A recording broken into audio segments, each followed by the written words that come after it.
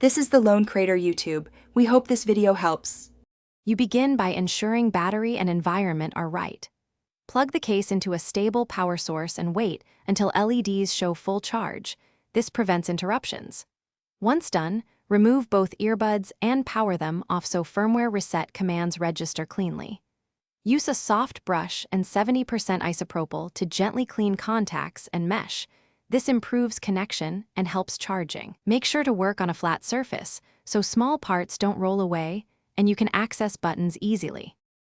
You'll now reset and update the earbuds to clear software faults. With earbuds powered off, press and hold the button on each earbud or the case sequence for about 10 seconds until LEDs flash. This forces a factory reset. Then place both earbuds back into the charged case. Confirm LEDs show proper charging behavior. Next, open the JBL app and connect. If an update appears, install it.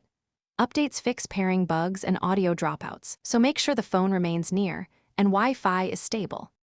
Finish by repairing and verifying sound quality. You should remove the device entry and pair fresh to avoid cache settings. Play stereo and mono tracks to confirm both sides work. If one earbud won't charge, open the case and inspect pins. Clean with isopropyl and reseat the bud firmly because debris interrupts charging. If problems persist after reset and update, try another phone to isolate the issue. If still failing, contact JBL support for warranty or component replacement. Thanks for watching. Consider subscribing if we helped you.